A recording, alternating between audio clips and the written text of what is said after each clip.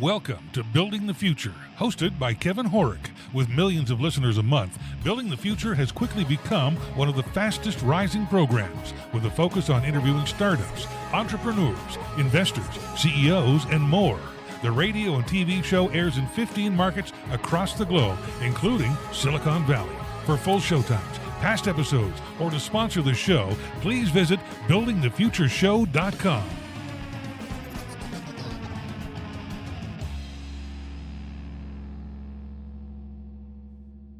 Welcome back to the show. Today we have Supreet Raju. She's the co-founder at OneRare. Supreet, welcome to the show. Thank you so much for having me, Kevin. Yeah, I'm excited to have you on the show. I think what you guys are doing at OneRare is actually really innovative and cool. But maybe before we get into that, let's get to know you a little bit better and start off with where you grew up. So I grew up in New Delhi, India. Okay, very cool. My folks were there, and we were kind of based in the city all my life. Very recently moved to Dubai, but yeah, my whole childhood, my schooling, my college has been in New Delhi, India. Very cool. So you went to university. What did you take and why? Actually, I'm a designer. I wanted to be a designer since I was in class fourth, and it was a very clear cut choice for me that I wanted to go to the most premier fashion institute in India, which is called NIFT. And I Okay. kind of knew that since I was 10 years old. So for me, the kind of, what will I do in life part was quite sorted out early. Till I reached college and realized that I do not want to be a fashion designer anymore. So I think the entire trauma of what do I want to do with my life kicked in pretty late for me, and I realized that maybe that is not my forte. So I marched on and actually grew into becoming an exhibition and space designer because I really enjoyed the concept of how a space can talk to people, without any verbal dialogue. What can a space, what can an experience bring to people? And kind of did that all the way till the pandemic. And then everything, of course, shut down.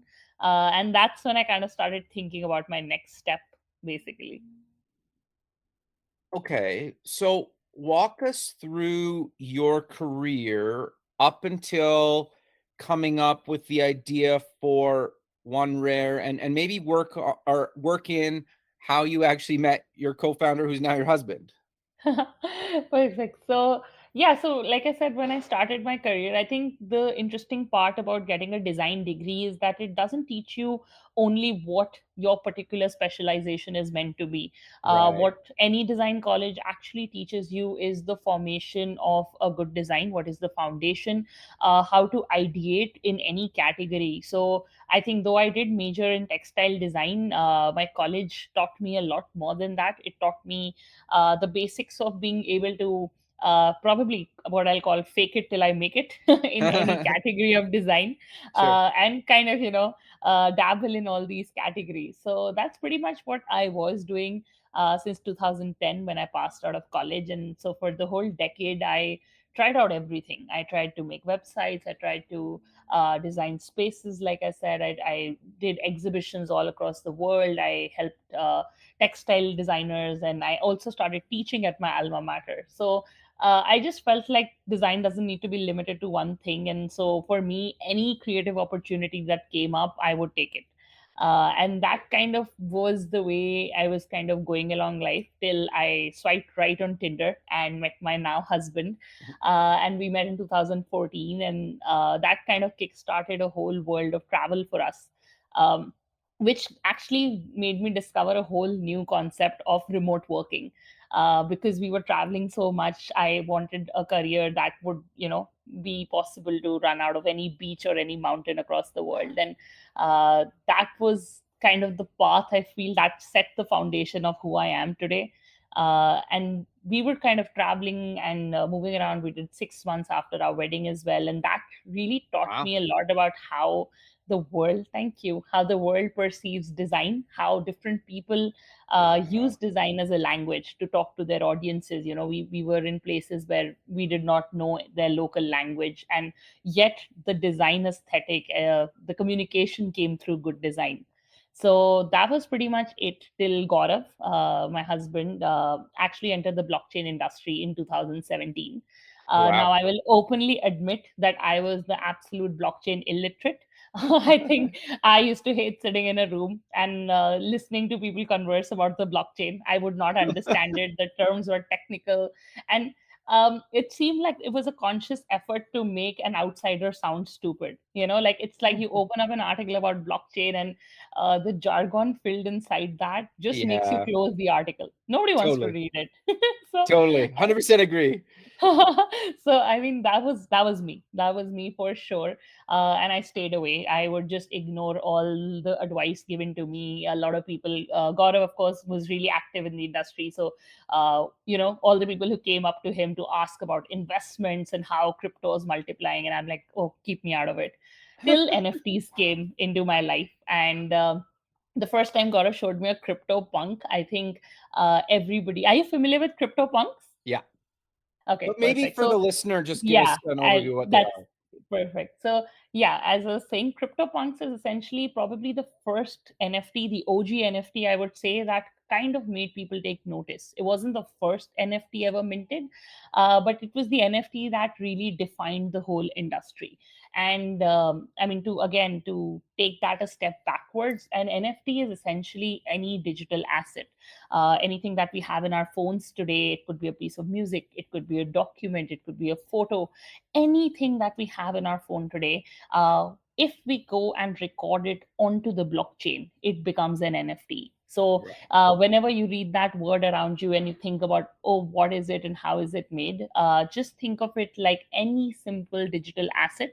The way you go store it in a computer hard drive folder or in your pen drive, in the same way, if you go and lock that onto the blockchain, it becomes an NFT. So coming back to the CryptoPunk story, the first time I saw CryptoPunk, of course, I was shown it because it had been amassed for millions of dollars, and that's what everybody was talking about. But what I saw as a designer was the fact that this is so cool. Somebody actually has got bitmap art, which is what crypto punk is defined by, 32 pixels, and actually kind of revived this whole pixel design style. Totally. So that was actually, I mean, it's a very, I think I was probably one in the million people who was seeing it like that. But that's what I saw. I genuinely thought that in this world where designs are getting more and more hyper realistic, digital printing, and everything is just going so many steps forward. CryptoPunks had that nostalgia. It was the old school style of bitmap and paint software that we used to have as kids. Totally. um, and I love that. So that's when I looked at Gaurav and I said, okay, now there is a bit of creativity on the blockchain. I think I kind of want to figure out what I want to do now. And then I started thinking, and that's actually when the idea of OneRare came up, which is where we are today. Okay. So walk us through coming up with the idea, and then let's dive into what OneRare is. So we basically got the idea on one absolutely random January evening in 2021. I was a little aghast about how expensive NFTs were, and the kind of value being attached to them. And I distinctly remember telling Gaurav that this feels a little bit like G.I. Joe land. It feels a little like there are all these men with pockets full of crypto, and there is not enough applicability to it. So they will go buy anything for any amount, right? Just to Yeah. find a use case Interesting. for their crypto. So I was like, okay, if this is where the market is going, I can come up with something and I can kind of get a hook into this as well. I can entertain the crypto audiences. And that's when I told him that, food, it's the idea should be food, because when we were traveling, the strongest memories I have of my travels are food, whether it's been eating a pad thai in Thailand, whether it's been eating a casado in Costa Rica. It's always been food that has spoken to us through various cultures and stayed a memory with us. So I kind of told him that why don't we do NFTs around food? And in the same way that we make food at home, let's get people to collect all the ingredients that you need to actually make a dish. So if somebody wants to make the French fry NFT, let them go collect potato, cooking oil, and salt. And once they have these three ingredients, they should be able to make the NFT. So that was a very simple idea that I kind of came up with and wanted to execute. Um, and that was Jan last year. And since then, we kind of just have been growing the idea, started working on it. It was a bit of a side project for us that we started growing, but then I think we just somehow caught the right wave, the right momentum. We got so much support from angels, investors, our community, and we actually ended up being the first project related to food on the blockchain. And we are now creating the world's first food metaverse that basically allows us to bring all the global food and beverage companies onto Web3 for the first time, Web3 being blockchain. And that's now what we're building. Okay, so before we dive a little bit deeper into that, I just want to step back a little bit, and because you mentioned a bunch of kind of new terms, I think some people maybe heard of. So, do you want to talk about what is the metaverse, what is Web3, Yes. and then how does that tie into the blockchain and NFTs, and then let's dive deeper into OneRare. Perfect. It's really nice to ask that, and I think it's a very important step. So, like I said, at its most basic value, to understand the first step, like you said, what is Web3? Uh, it is just a new iteration of the internet. So, the world we live in today and the kind of apps we use, all of that is called Web2. So, when somebody says Web3, essentially what they're referring to is all that is being built on the blockchain. Right. Now, coming to the blockchain part of it, blockchain is essentially a ledger. It's a record, kind of like the most public record you can ever find in the history of mankind, wherein anybody who does anything can be visible to a third person. Now, that does not mean your privacy is compromised. What that basically means is that all transactions, whether they are attached to a name or not, anything that is recorded there, anything that happens, if I send you $10, if you send me an NFT artwork, anything that happens is simply recorded on this blockchain. Right. I compare that to a very simple example. I call it kind of like building a city, right? So, Right. in the world of this new internet, there are different cities. So there's a city called Solana, there's a city called Polygon, there's a city called Binance Smart Chain. So, there are all these little cities being built by techies. And in each city, you have to then, of course, follow the rules of that city, follow the regulations of that city, and build according to that. So when we look at the blockchain, there are all these kind of cities rising. And in our case, for example, we're building on Polygon. So we have to kind of follow the rules of this new city we're building in. We have to make sure that, okay, our currency should work as per this city. Our game should work as per this city. All the compliance that we need to do is related to that chain.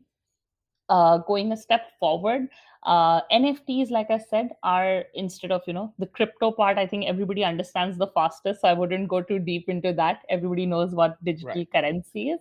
But NFTs are basically assets, the same way we have them in our lives. We have currency, and then we have assets like the Mona Lisa painting artwork, or we have a Lamborghini, or all the fancy things we have in our lives, or even the basic ones. They're physical assets. And in the same way, NFTs are basically digital assets that we have. It could be a ticket to a show, it could be a membership loyalty card, it could be a piece of art, like I said, it could be a game token, which allows you to play a game because you own it. So, all of these can be used as NFTs. And uh, what comes with the metaverse is the use case of NFTs. So we've been talking about all these things, right? That, oh, the city is being built. We are Totally. talking about, oh, there's money to be made here. There's a cryptocurrency. There are these assets. What do we do with all these things? We have these various tools, but where does it truly apply? The answer to that is the metaverse. The metaverse is basically a virtual world where people can exist, people can work, people can have any digital interaction with each other. Let's say, maybe 3 years down the line, you and I could be hanging out in a virtual metaverse over a coffee and having this interview rather than in a podcast mode. So, essentially, creating a better virtual experience for users. I think people have, of course, heard a lot about metaverse once Facebook came out with the whole meta Totally. branding, Yeah. and that's all they know of it. But I would just like to say two particular things here. First, Facebook's vision of the metaverse is not going to be the only thing that comes out. Yes, Facebook is a company that is working on it, but there are a lot of people who have been working on it since before that. So the future of the metaverse is actually going to be a very interesting tech play, and there will be many, many metaverses. The metaverse is not one thing, it's multiple.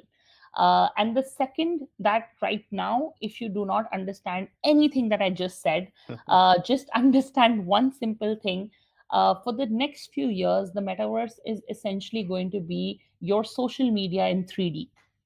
That's what Yeah. it's going to be. All the things, all the interactions you have in your apps right now, whether it is to order food, whether it's Instagram or TikTok, all of these apps, all of these interactions you have with people, is what the metaverse is going to be about. Only it changes from 2D to 3D. No, I that's a really good description of it. So how does that all play into what you guys are doing at OneRare? So OneRare is actually the world's first food metaverse. We call it the Foodverse.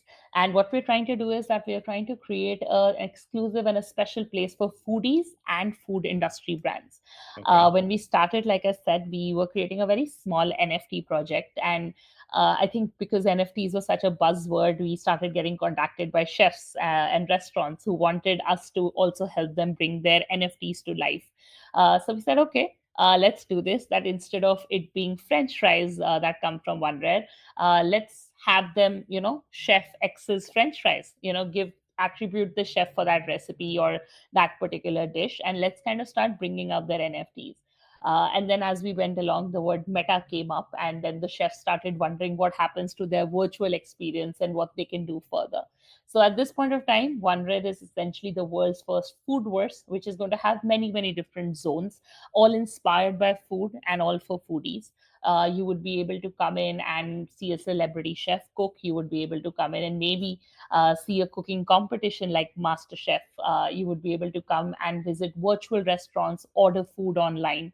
As well as have a gaming zone where you can come and game with your NFTs, play, and also earn on the side. And the purpose of this foodverse, again to reiterate, is we when anybody says that the metaverse should replace real life, I completely disagree with that. I think it's a absolutely dystopian thing to say, and nobody should be stuck behind their gadgets the whole day.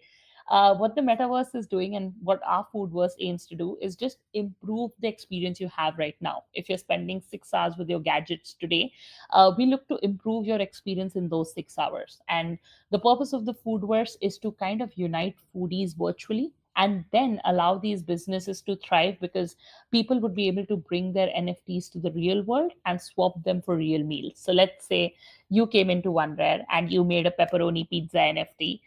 You would be able to go to a real restaurant and claim a real pizza with that. So the idea is to help the global food industry actually reach out to more people, find new audiences, find new ways to monetize as well, because obviously the pandemic was hard on them, Sure. and create the next big platform for food.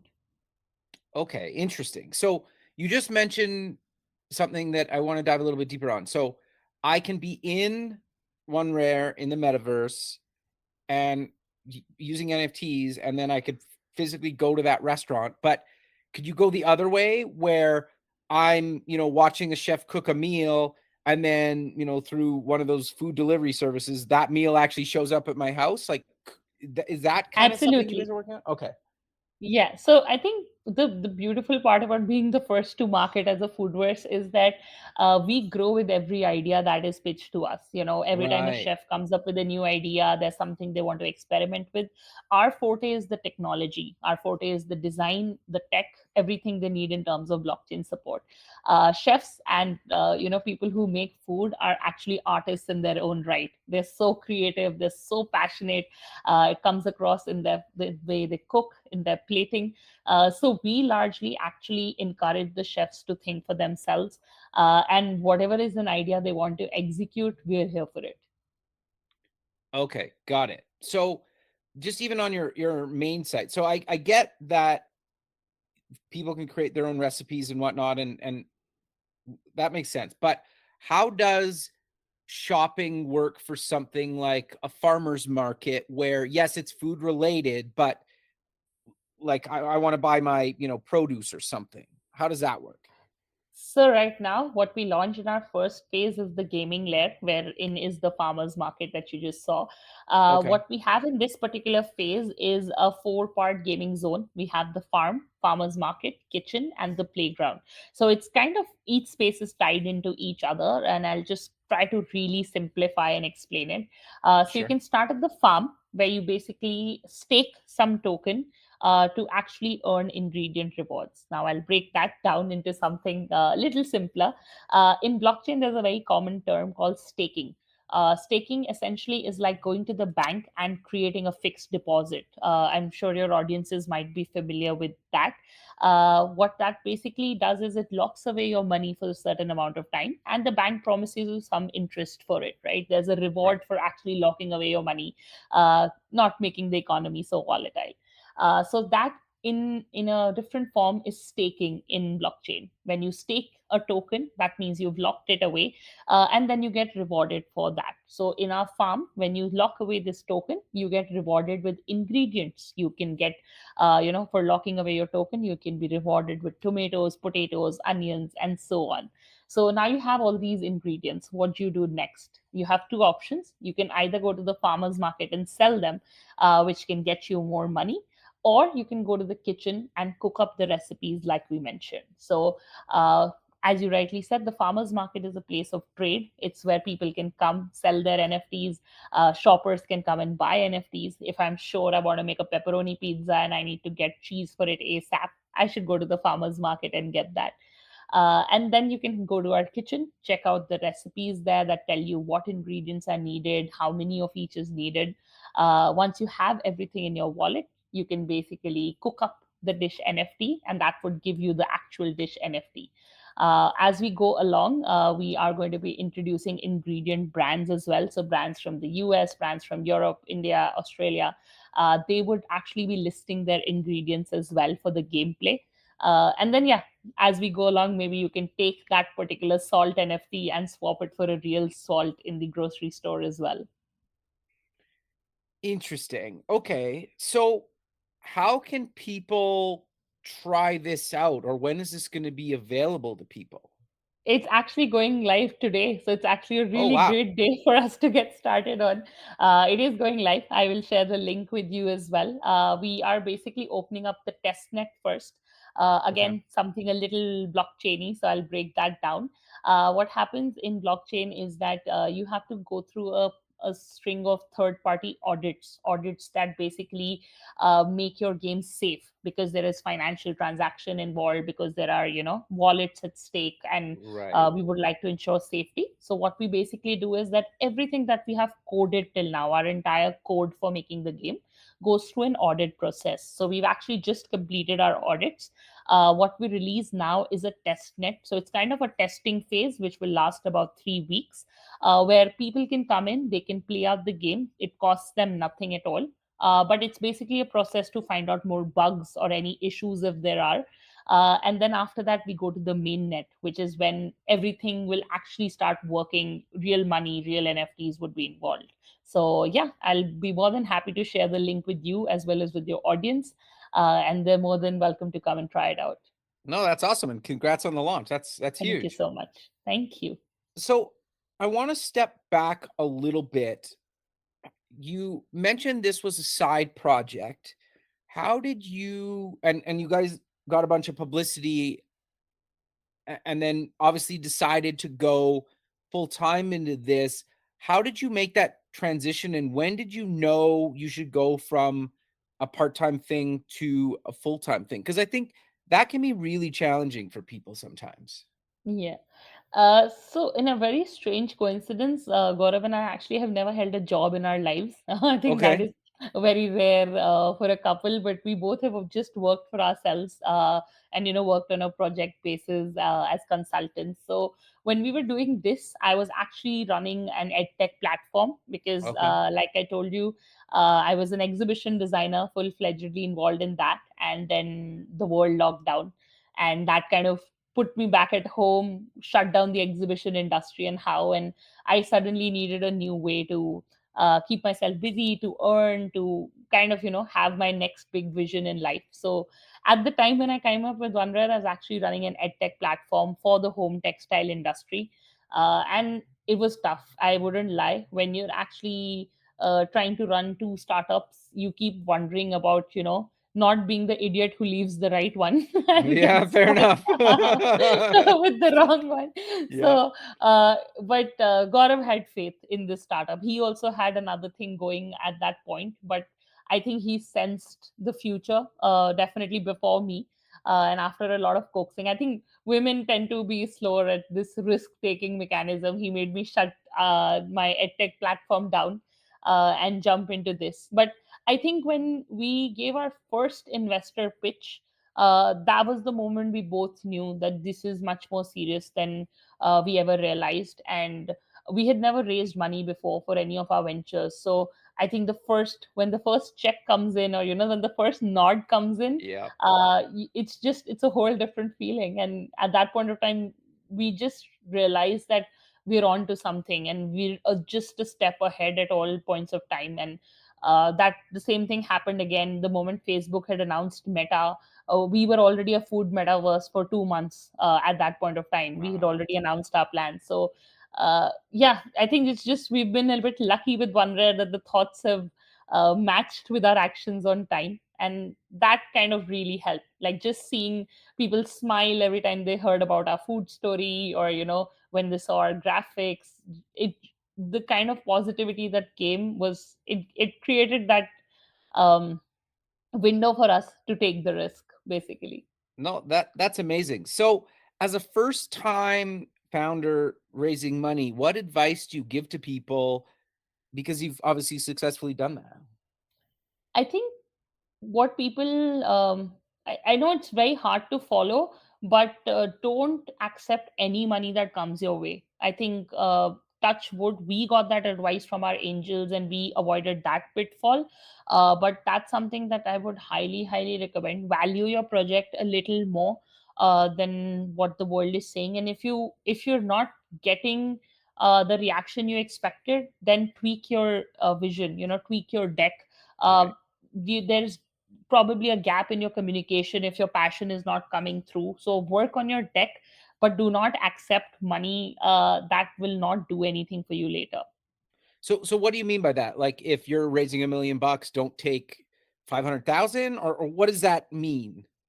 It means that if you're taking $1 million, be a little choosy about who you take Okay. them from. Be Yeah. focus on angels. I think angels and founders are some of the best people to work with, because they have their passion for their own projects. Their experience Right. comes through the way they feel about the market going up or down, or just their experiences help a lot. Like I think we were foolproofed, and like a lot of people just adopted us as that little couple that has come along here. And me being a girl in a huge minority in this industry, people really kind of padded us up with bulletproof jackets to protect us from all the bad experience they've had. Interesting. Okay. No, I think that's great that you found people to do that for you, for Yeah. both of you. Yeah, we were very lucky. I wouldn't lie. I think we did know some people to begin with because Gaurav had been in the industry since a while.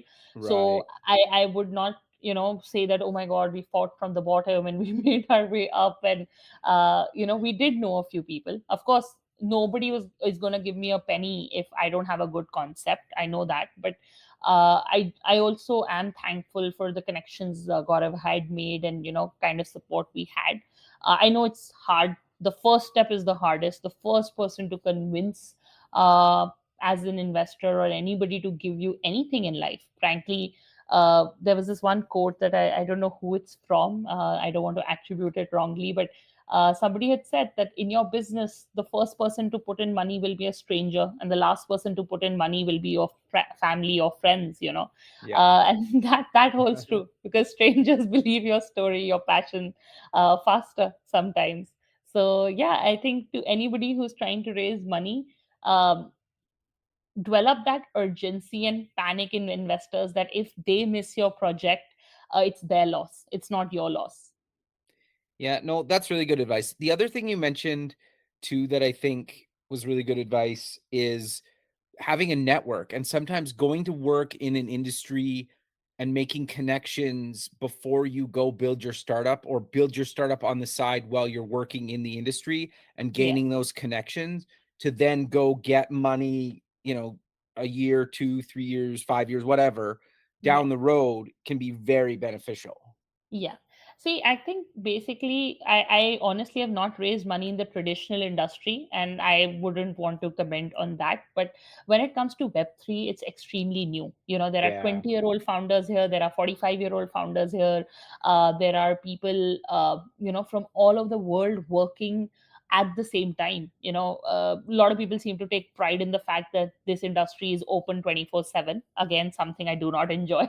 but Yeah, fair enough. but yeah, I mean, it's a very strangely developing new industry. So when I say network, what I essentially mean is that anybody can run away with money here, and you have to explain to everybody as to why you will keep making your project when the going gets tough. When your audit fails, when your tech doesn't align. Blockchain is one software where ideas sound so much better than the final execution. So when I say network, essentially it just means kind of pushing proof, or validating that you're a genuine founder, you're here to build, you're not here because you heard that somebody raised 5 million and somebody raised 10 million. And I think if you don't know anybody and networking is an issue for you, build your product first. This is something that people don't realize about blockchain, but for every 100 projects out there, probably 5 or 10 have actually released their product. So if you're Right. confident that you have a good vision, and you're having a little hard time kind of getting out to your audience, get your product out, have faith in that product, because the moment your product is out, or even your MVP is out, trust me, you've crossed a whole lot of people. No, I actually think that's really good advice. So you both have closed and have some really big partnerships. How did you get some of those, or what advice do you give to people that are looking for these partnerships? So I think whenever you do partnerships in blockchain, it's a very step-by-step process. Meaning, this industry, people are very friendly with each other. They know, Right. angels know other angels, VC funds know others. So it kind of triggers a chain. When we went through our angel round, it triggered a chain of people. You talk to two, they connect you to four more, and the same goes for VCs. If you're starting out new, the best thing you can do is zero down on the chain you want to build on. So like I said at the beginning, decide what city you want to build in. So decide what chain you want to build on, and then try to go for a hackathon there, try to meet people from that chain, because that is a really great place to find early support. All the chains that we have today, whether it's Solana, Polygon, so many new ones like Harmony and all are coming up. KCC is a huge one coming up. They are all built, they have these funds to actually give to founders who want to build on their chain. So if you're a new founder looking to get your first money in, I would highly recommend reaching out to these particular chains, trying to talk to them about their initial funds. We started in Jan 21 because we got a grant from Polygon to actually build. At that point of time, Polygon team was looking for new projects. So our first money in was actually a grant from Polygon to make our MVP. And that, kind of started things for us. If you want to network, then please attend any crypto conferences you can. A lot are happening right now. It's kind of the same like revenge travel. People are organizing conferences in every corner of the world they possibly can. So go there, interact with people. You never know who's the person next to you, and that could be a potential angel investor for you. In our case, we kind of started with the few people we knew, and that just kind of led to more and more people. So like I said, it's the first money in that's a little hard. After that, it kind of, if your concept is good, the angels, the VCs very willingly would connect you to more people. No, I think that's really good advice. So You mentioned something that I keep thinking about as we're having this conversation is you're taking users and partner and chef feedback and building the platform along with your users. How do you decide what to actually action on and what to say maybe we'll do that down the road? Because you can really end up chasing your tail with that, especially in Web3 and metaverse, like stuff that hasn't been built yet, right? Or Yeah, this is kind yeah. of very new, so there's no playbook, right? Yeah, yeah. Actually, I mean, by the grace of the technology, that frankly makes the decisions for us. I'll be very Okay, honest with you. When it comes to blockchain, there is something called a smart contract, which is right. basically the code that people essentially, whatever they're building, that code is punched into something called a smart contract. And it is a very, very restrictive piece of technology. So, what we can potentially build in terms of workability on the blockchain has its limitations today. Of course, with the kind of tech talent that is coming into the industry, I think in 1 or 2 years max, everything is going to change dramatically. The amount of apps, APIs, software, everything available to kind of build will be dramatically different.